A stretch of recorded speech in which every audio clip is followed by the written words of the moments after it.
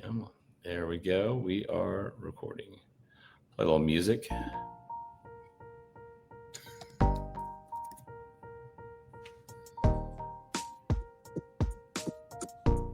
I like it. I like it. Rap over it? It's called Into Space. This is our little intro song and our new little StreamYard podcast. We'll see if it sticks. We're just messing around today. We'll see. Nick's got a shiny new toy here, and we'll see how it goes. What date? Here's daydreaming. Nothing hard charging.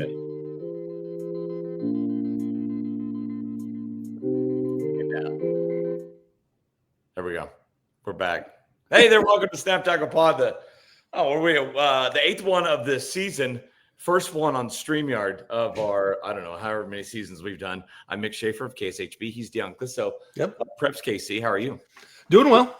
Sorry, it's a little later in the week this week, and I've had a couple people ask. Sorry, we need to turn this puppy out. We need to turn this puppy out and get it up and running. But one of those crazy weeks where you get behind on one thing and trying to find time. And we can't blame the Chiefs for playing on Monday night like we did last week. But we got to find somebody else to put this blame on. Yeah, I don't know. Probably my car. I've been down to one car. I've been doing a lot of driving back and forth, so that's probably part of the problem. But no, we're getting it out tonight, and it's good as we're on week 8. I mean, it's crazy fast. A couple more weeks, and we'll be into the playoffs here on both sides, Kansas and Missouri. All right, it was a crazy week last week. A lot of Friday scores that just kind of made your eyes pop. At least mine. What was which team was the biggest storyline for you on Friday? We'll kind of review Friday really quick and then look ahead right after that.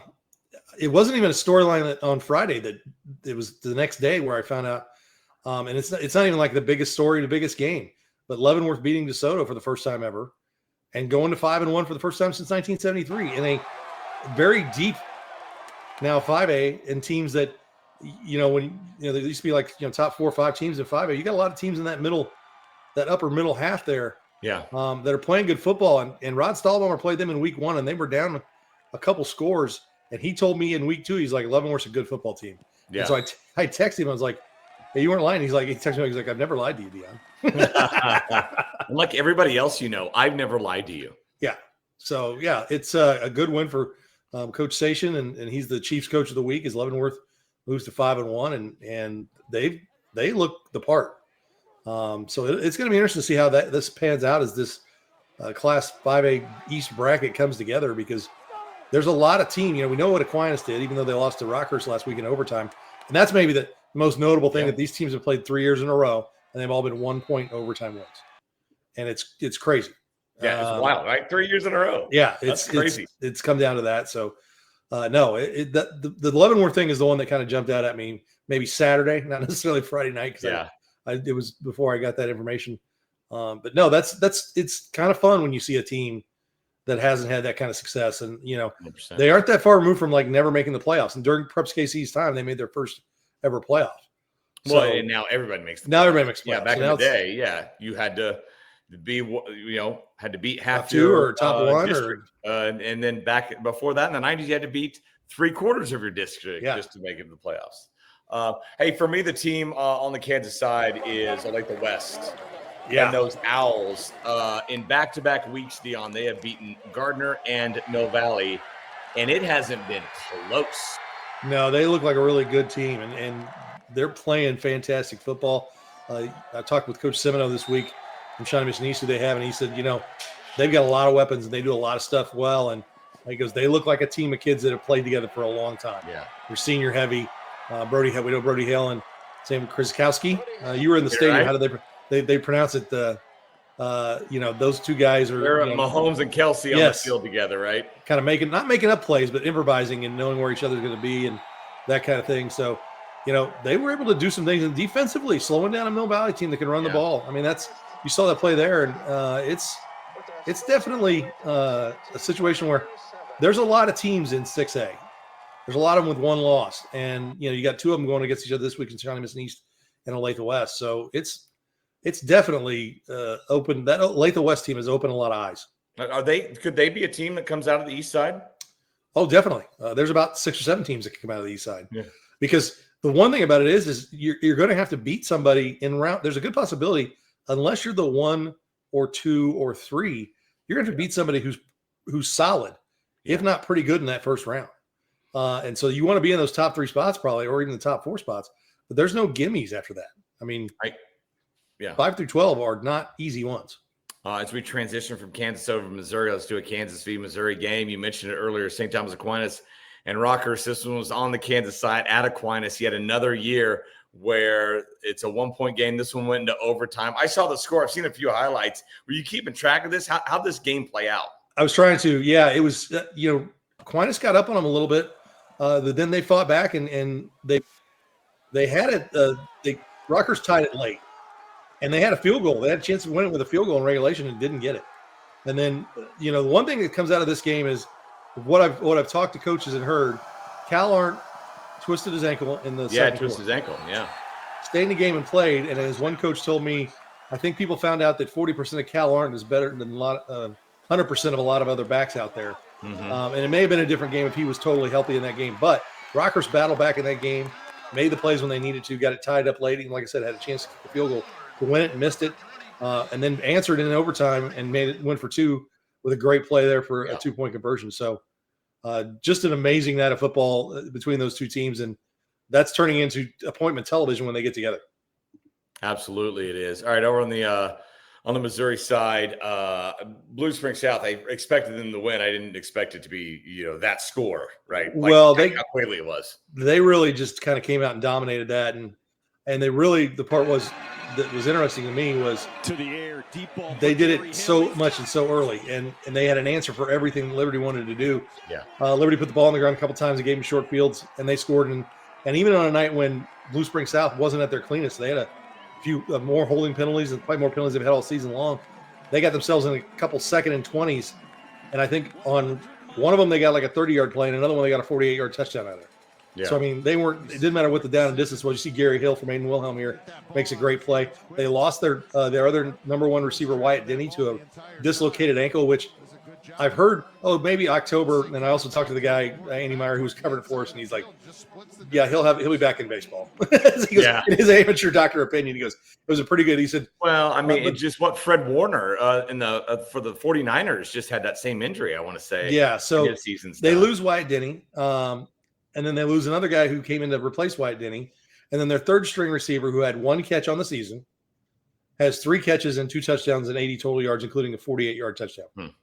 So there's a lot of depth there at Blue Springs. They got nicked up. They had some guys come out of the game, but they came through decently healthy after that. I mean, just guys who got nicked out and really in their situation. But Blue Springs South really dominated. That 42-3 was the halftime score. Was the halftime score? Yeah. So. That's wild. Wyatt Denny was on Sports Center top 10 plays a couple of weeks ago. Thanks to our guy, Matt Foster, who was shooting his game, got a great catch, one-handed catch from Denny. He hashtagged Sports Center top 10 plays. And not only did they shout out Wyatt Denny, they also shout out Matt Foster. They're like, great shooting there by the MMJ, who we have no doubt is underpaid. And that is fairly compensated. Yes, that's the sports director. So that was because anybody else? Any other standout games or scores or anything from Friday before we move ahead here? I'm trying to think what was the ones that. Well, I mean, Platte County 63-0 at half over Truman. That's there's only 24 minutes in a half of a high school football game. But it literally, I think in that game, it was like touchdown, fumble, kickoff, touchdown, kickoff. 1 play, scoop and score, touchdown, next stop, touchdown. I mean, it was like a span of, they scored like 4 touchdowns in the span of like three clock minutes. That was really, to me, a game that, they're supposed to win that game, but they were just dominant. I think things are starting to kind of shake out and come together in the way you think most people thought they would. There's a lot of kind of chalk on the board last week. Blue Springs plays Park Hill South, gets a good win. Let's see here. Warrensburg beats Center. Savannah beats Chillicothe, all those kind of teams. Actually, here's the one that jumps off that at me, and I'll be remiss in forgetting this. Clinton beats Harrisonville 20-13, and I know Clinton's a little further away from the metro, and Harrisonville is a traditional power. They won a state championship 9 years ago, but that was a team in Clinton that did not field a varsity team in 2021. So these seniors were in 8th grade, and they came up and they've built that. They've had a couple coaches there that had started to build that program. Then Jake Vincel came over. He was at Washington High School on the eastern side of Missouri, in Washington, Missouri. But before that, he was at Windsor High School, where he led them to the state championship in 2020 in Class 1. And they don't have a lot of players on Clinton. They only have 35 dressing out. But that's the first time they've beaten Harrisonville since 2002. Haven't played them every year. They have a lot in the last 12 or 13 years since Clinton's been in that league. But just a big win for a program that is sitting at 6-1 and is the best they've been probably in 20, 25 years. And it's neat to see that community have a chance to win some football games after, like I said, not having enough players to field, the feeling like they didn't have enough players to field a varsity team 4 years ago. All right. Before we look ahead, I want to give a shout out to the school I visited this week for our athletes of the week. Washington Wildcats. Dion, you've mentioned them a couple times on these podcasts. They're not only 6-0, they're averaging 64 points per game. They put up 70 last week on Wyandotte, 82 on Atchison the week before. Their lowest scoring game is 49. Yeah. It's their lowest scoring game. They're doing it. I mean, it's tough for those Meadowlark League, those KCK teams to kind of step out and sometimes because they have the athletes a lot of times, but they don't have the size.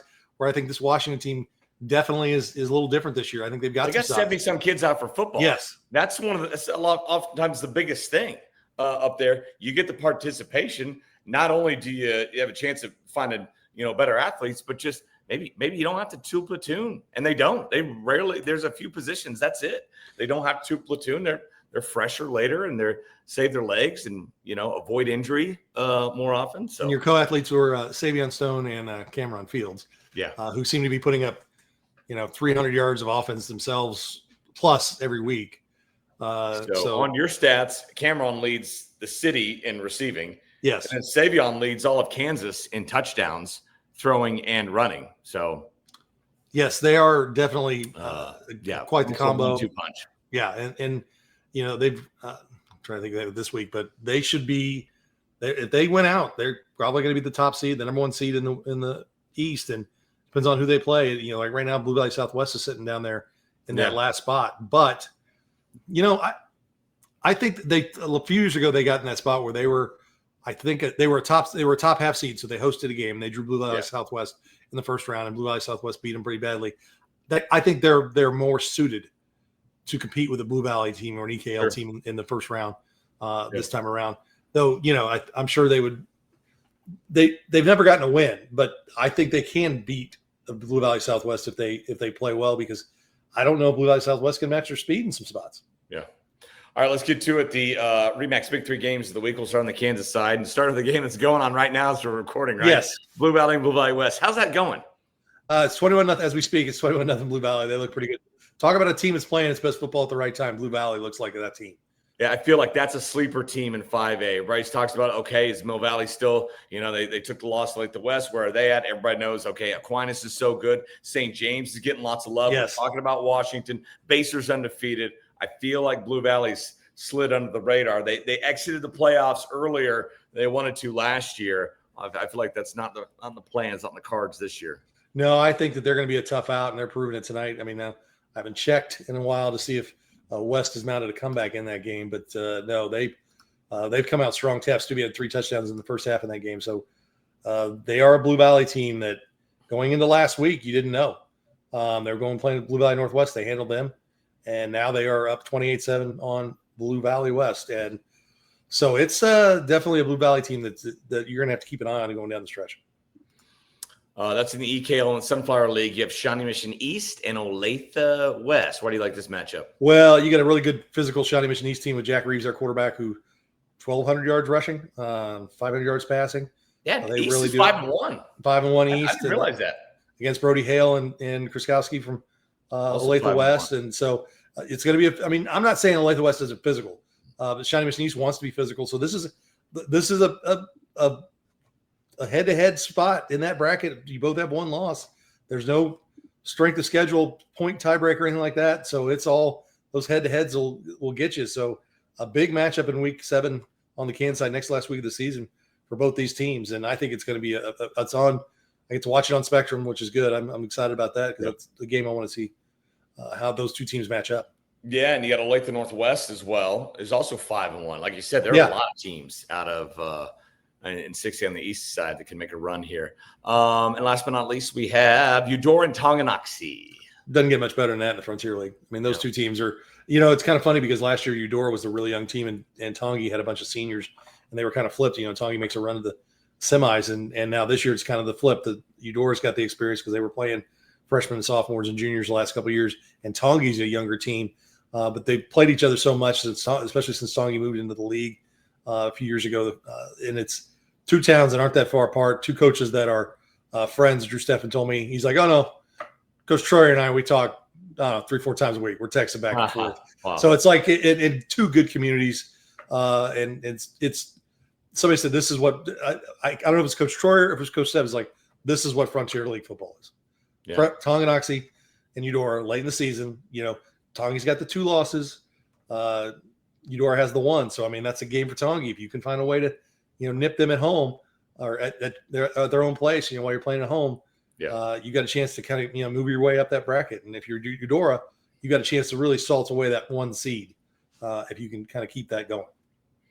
Over on the Missouri side, this is going to be our game of the week. Blue Springs and Blue Springs South. This one is at Blue Springs, correct? Yes.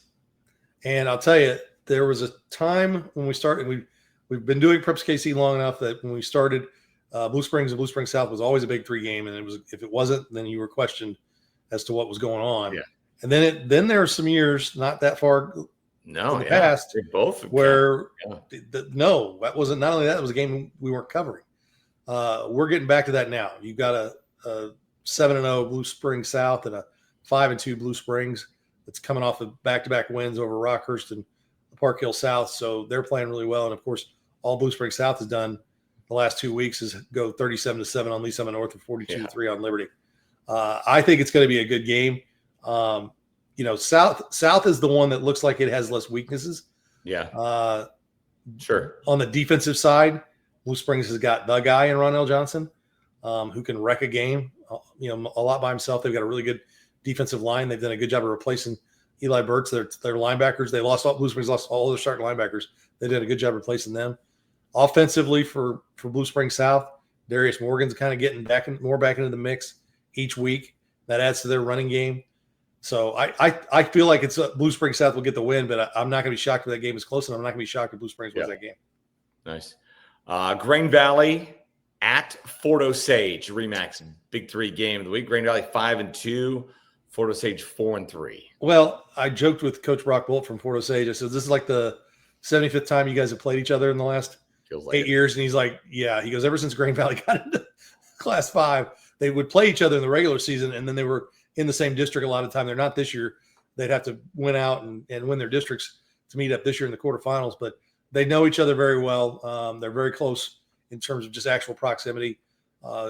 Grain Valley grew into that size over the last 20 years where they used to be like a Class 2 team, and now they're up in Class 5. And both teams want to be physical. Both teams want to run the ball. They have the identities that they've had for years. It's always a good game, and so that's a good one. And they're not in the same district, and they're both dealing with different things in their districts. Grain Valley's pretty much got their district locked up. I mean, it's hard. They've got a 10 to 12 point lead on everybody but Raytown, and they've got the head-to-head on Raytown. So they can't really. They're number 1. Fort Osage is sitting at that 4 with Winnetonka in front of them in the 3, and Tonka's playing Kearney this week. They could get a win. They could move up to the 3 spot, which would get them a little bit easier game in that first round, and then get Rockhurst in the second round possibly instead of Platte County. So no, it's a big game for positioning for both those teams. Finally, Staley at 2-5 and Lee Summit at 3-4. What made you pick that one? Lee Summit's getting they're a team. I want to see what they do. It's all Wildcat, you're saying? All Wildcat. Carson Feeney and the healthy Hatfield have been running the ball. The receiver, right? They've moved to play this quarterback Preps KC elite receiver role. Yeah, had 245 yards rushing. Yeah, 245 yards and 3 touchdowns last week. And to quote Drew Hudgens, he goes, if I didn't know that he played receiver and I'm watching him on film, I would think he's one of the best running backs in the city. And that's what they've done. They said, you know what? Those two guys are our best players because the one Hatfield, who's the receiver, is hurt. They're like, let's get the ball in their hands. They had a quarterback who got hurt, and they've just retooled their offense, and they are Wildcat, and that's what they do. And I asked Drew, I said, you've seen a lot of option football and stuff like that here in Mill Valley. Do they look like that? And he goes, no, they line up and run straight at you. It is all downhill, zone, find a hole, go. Staley lost their quarterback, Draven Colvin, a few weeks ago. He was more of a running quarterback who didn't really throw.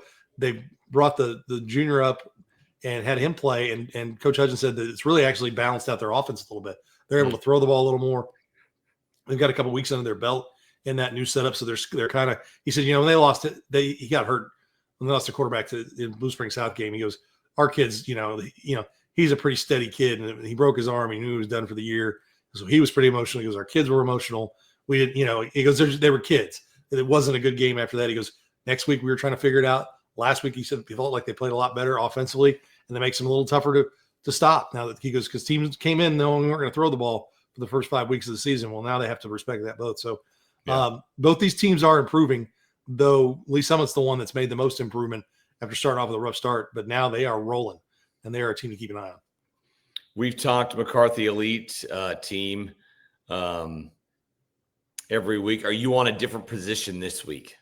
Actually, this week we are going to do Rising Stars. I'm changing it up because I was thinking, we do the position groups. It's like, let's talk about some people we didn't talk about at the beginning of the season who've kind of jumped on the stage. And there's, some guys over in Kansas who are running quarterbacks. I think, you could say Savion Stone, but Savion Stone was on the radar to start things out. Mm-hmm. How about a Jack Reeves at Shawnee Mission East? Sure. 7 games or, 6 games, 1,200 yards rushing, averaging 200 yards a game as a quarterback. Yeah. Those are the guys that we want to talk about that are kind of jumped up. And I'd even go so far as to say, Aiden Wilhelm, who was a nice quarterback who was more of a running quarterback, throwing 4 and 5 touchdowns a game right now. And he's kind of stepped up in that sense in terms of, the MVP or other things. He's got 25 touchdown passes, which most years would lead the city at this point, but Rocco's got 31. Yeah. So, and really the last few weeks, Aiden Wilhelm has stepped it up. And so, there's some guys who maybe people didn't know about, and we want to kind of highlight those guys we're talking about, and Cole Young and I are talking about. So it's definitely, I kind of wanted to do, last year we had, and we'll do every position group. That's not that. I just was like, I was thinking we've kind of done the same thing. Let's talk about a little different stuff. And so there's guys that, you want to talk about and get an idea of what they're doing and kind of highlight them, because they may not make the team, but they're talked about in that talk in that level. That's a great honor too. Oh, absolutely. Yeah, I was going to ask you. Talk about top player in the city. We've been talking about Cal Arndt and Rocco Marriott all season long. Is there a third guy in there? Would you throw Aiden Wilhelm in there? I think Aiden Wilhelm is making a name for himself, and that is making him, and team success can be part of it in the decision making too. Absolutely, it is. And who you play. It's all 3 of those guys have one combined loss to by 1 point. Yeah, so it's definitely, like I said, when you look at some of the names on these lists, and we talk about guys that maybe you weren't talking about at the beginning of the season. Jack Reeves is one of them. Brody Hale, who maybe doesn't have. Yeah. But that's a guy that wasn't. Last year was not the starter. So that's a guy to keep an eye on, and he's 3rd on the Kansas side and passing with 1,248 yards and 16 touchdowns. And he's leading the team that's playing real well. So yeah, it's kind of fun to look and kind of look into guys that are different. Like I said, the Garrett Miller at Rockers is having a nice season too in terms of quarterbacks. And then the running quarterbacks, the Finn Moore out of Lawrence, who's got almost 1,000 yards rushing for Free State. Bryce Randall, the tailback out of Latham Northwest, is playing real well. So there's a lot of different guys out there that you got to just kind of say, hey, there's guys putting up some numbers that are maybe not names you weren't thinking about beginning of the year. That's awesome. What else you got for us? Could we scoot and get this out so people can get smart about high school football? Yes. Well, it's definitely going to be an interesting next 2 weeks, to say the least. And then before we go into Halloween night, which is the first round of the playoffs. That's right, isn't it? So that will be an interesting time. And because not everybody will play in Missouri. So there'll be a few buys in Missouri, but everybody will play in Kansas. So that will, you'll start eliminating teams right away in Kansas, where some teams in Missouri will have to wait a week to get their games going. But most of the time they're mostly full districts. It's Class 6 is probably the smaller districts because they have only 30 or 40 teams, I think, in Class 6. So no, it's kind of strange to feel like we're in this week of the season, mainly because it's not dropped below 80 degrees. And my wife is still not happy about the. Well, we'll get some weather tomorrow night. On Friday, we'll have some weather. Trust me. Well, especially up in the Northland, could be rainy and stormy. I don't mind the stormy night, especially if they move some games up early. Yeah, and spread them out. The TV guys who have to go on at a certain time every night, no matter what. Yeah, we mind the stormy night. We like to keep things on schedule. In terms of running the scoreboard, of spread out start times are you like that. Yeah, so I'll be curious to see. I will lament the fact that Sean Belden is no longer at Spectrum, because that was kind of a long-standing tradition, is when the storms were, predicted storms were coming through as the game times would start to change. It was much like the snow day of like, oh, they're moving. Oh, we better move. Oh, we better move. We better move. Which my favorite one still was the one night of storms a long time ago. I think it was Lee Summit North or Lee Summit West and North Kansas City. They moved the game up to 5 to avoid the storms. And then the storms hit early. Yeah. So they got caught in the storms. And then it got too late to finish that day. And then I think they couldn't finish on Saturday because of officials. Oh, wow. I think they had to finish on Monday. They were the first one to start on Friday and the last one to finish on Monday. Longest game ever. Yes.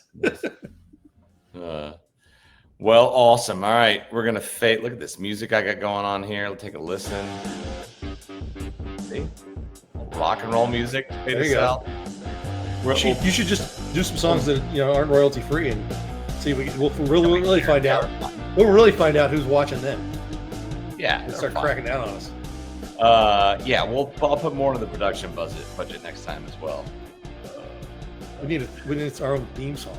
All right. Well, sorry it's so late this week. Enjoy your games on Friday. Stay dry. Dress for the weather. We'll see you next time right here on the Snap Tackle Pod.